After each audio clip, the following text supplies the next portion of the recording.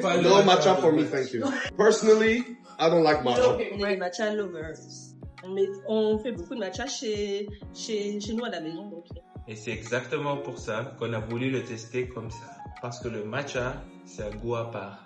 Soit tu accroches, soit pas du tout. Et aujourd'hui, on voulait comprendre ce qui fait vraiment la différence. Avant même de penser au lait ou aux saveurs, on commence par le matcha lui-même. D'abord, on le filtre pour le rendre plus fin. Ensuite, on le mélange avec de l'eau chaude. Et enfin, on le fouette jusqu'à obtenir une texture bien lisse. C'est cette base-là qui va définir tout le reste. Parce qu'avec le matcha, quelques grammes de trop ou une mauvaise préparation peut totalement changer le goût. Une fois cette base prête, on commence à construire la boisson.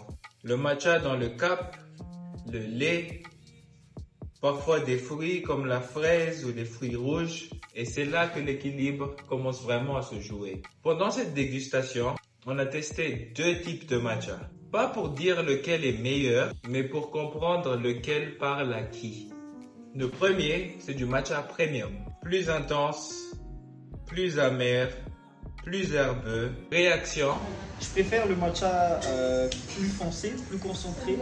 C'est meilleur, mais après pour le palais de tout le monde, je sais pas parce que les gens aiment bien les trucs light et sucrés, surtout à Madagascar. Du coup voilà, moi je conseillerais de mettre les deux les gars, très important. Je trouve qu'il avait un goût plus naturel.